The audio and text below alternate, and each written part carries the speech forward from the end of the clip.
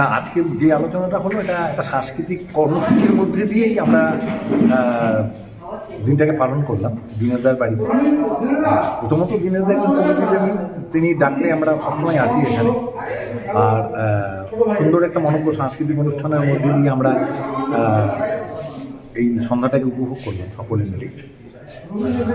আর এর সাথে সাথে বর্তমান পরিস্থিতি নিয়ে আলোচনা হলো, বর্তমানে যা চলছে, বিশেষ করে আমাদের পাশের দেশ বাংলাদেশকে নিয়ে চলছে। আমরা সকলেই চাই যে সকলেই আমরা শান্তিতে থাকি, বিদেশে শান্তি ফিরে আসুক, এটাই চাই। কারণ আমাদের মাতৃভাষা এক, সুতরাং আমরা চাই যে বাংলাদেশের শান্তি ফিরে আসুক এবং ধর্মের নামে হানাহানিটা বন্ধ। এটাই। আপনার নাম পরিচয়? নিরুপম ভট্টাচার্য। তো যেটা আমি বলতে চাই যে পরিবেশের ভারসাম্য রক্ষা করতে গেলে সবুজায়ন দরকার, আর সেই সাথে আমাদের প্রতিবেশী দেশ বাংলাদেশ যে উদ্ভূত পরিস্থিতি, সেই ব্যাপারে আমরা চাবো যে আমাদের দুই দেশের সাথে ভ্রাতৃত্ব পূর্বের মতোই থাকবে। এই স্বাধীনতা আন্দোলনে ভারতের অবদান অনস্বীকার্য, যেটা ইতিহাস হয়ে আছে। যদি কেউ যদি এটা অস্বীকার করে তাহলে বলবো তাদের অজ্ঞতা বা আমাদের এই ভারতের প্রতি যে তাদের যে আমরা যা করলাম সেই বিশ্বাসভঙ্গ। আমরা চাবো যে দুই দেশের শান্তি শৃঙ্খলা ফিরে আসবে এবং ভারত দীর্ঘদিন যাবৎ বাংলাদেশের পাশে ছিল এবং ভবিষ্যতে থাকবে। আপনার নাম আর পরিচয়? আমার নাম দীনেশ চন্দ্র বিশ্বাস, আমি ময়নাগুড়িতে থাকি। ওপার বাংলা কি আপনাদের আত্মীয় পরিজন আছে? তাদের জন্য কি কেমন? এবং ওপার বাংলায় আত্মীয় স্বজন বলতে ওখানে আমাদের নারীর টান, আমাদের শিকড়। তো সেটা বলবো যে ওখানে যারা আছে তারা যেন শান্তিতে থাকে এবং সরকারের কাছে আহ্বান জানাবো যে সংখ্যালঘুদের নিয়ে যে ওখানে নানান রকম কথা আমরা শুনি বা অত্যাচারিত হচ্ছে, সেটা যেন অচিরেই বন্ধ হয়, এই আহ্বান রাখছি। আলোচনার মধ্যে কি সেই আলোচনার মধ্যে সেটা তুলে ধরলেন, বিষয়বস্তু ছিল এই আলোচনা আড্ডা? এই যে আজকে আজকে আলোচনায় বাংলাদেশ নিয়ে একটা কবিতাও ছিল, সেখানে আমাদের সুমেন্দ্রনাথ দাস আবৃত্তি করলো, আমারই লেখা ছিল। তো আমরা চাই যে এই বাংলাদেশের যে উদ্ভূত পরিস্থিতি সেটা যেন চিরতরে খুব শীঘ্রই প্রশমিত হয় এবং আমাদের সাথে ভ্রাতৃত্ববোধ থাকে দুই দেশের। দেশটার কাছ থেকে আমরা অনেক দিন থেকে দেখে এসেছি যে ইনি পৃথিবীকে বা দেশকে কিভাবে সবুজ থেকে আরও সবুজতর করতে পারে সেই চেষ্টায় জান প্রাণ লেগে আছেন। সেখানে তিনি নার্সারিরও করেছেন এবং বিনা পয়সায় অনেক বিভিন্ন জায়গায় গিয়ে তিনি চারা গাছ লাগিয়েছেন এবং অনেক মানুষের হাতে তিনি অনেক চারা গাছ দিয়েছিলেন। একটাই উদ্দেশ্য যে বিশ্ব উষ্ণায়ন থেকে আমাদেরকে বাঁচতে হবে এবং বাঁচাতে হবে। এটাই এই জন্য আজকে একটা ছোট্ট যে তিনি একজন কবিও এখানে একটা ছোট্ট আড্ডার আসর বানিয়েছেন। এই আড্ডায় এসে আরও অনেক কিছু জানতে পেলাম, শিখতে পেলাম যে বিশ্ব উষ্ণায়ন এবং কবিতা থেকেও অনেক কিছু জানা গেল। খুব ভালো লাগে। রকমই বিভেদকামী যারা শক্তি আশ্রয় নিতে না পারে, এটাই আমাদের সকলেরই চেষ্টা হওয়া উচিত। আপনারা দেখেছেন যে খবরে দেখছেন যে প্রতিবাদী কণ্ঠ কিন্তু উঠে এসেছে বাংলাদেশ থেকেই।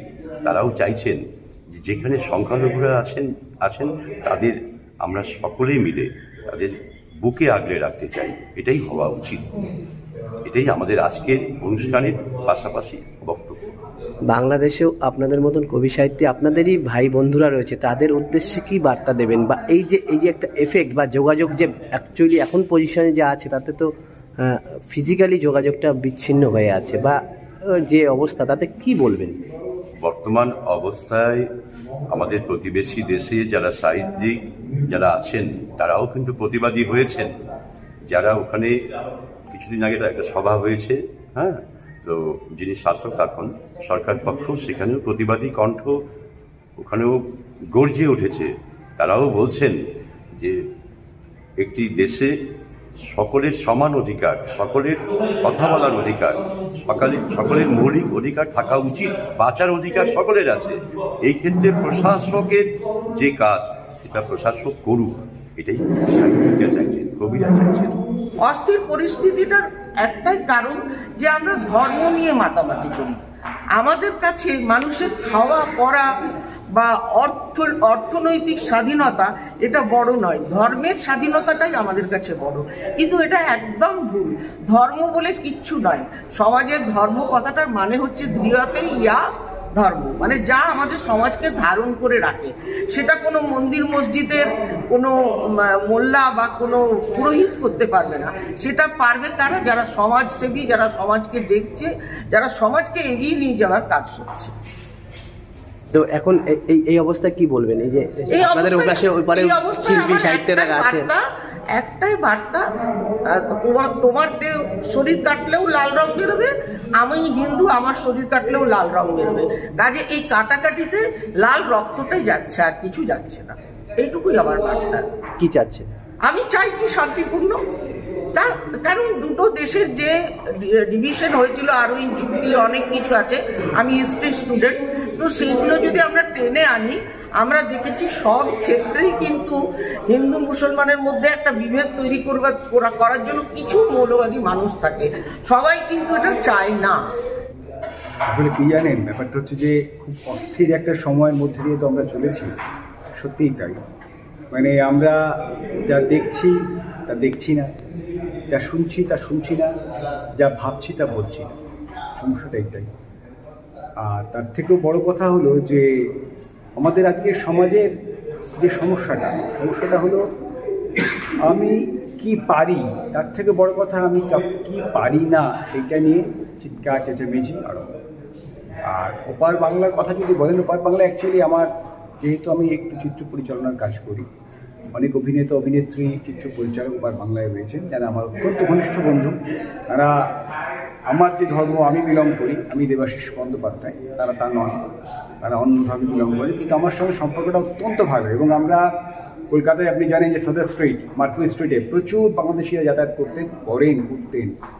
আমরা দিনের পর দিন, রাতের পর রাত 12টা 1টা পর্যন্ত আড্ডা দিয়েছি সেখানে বসে। আমরা কখনো আমাদের আলাদা কিছু মনে হয়।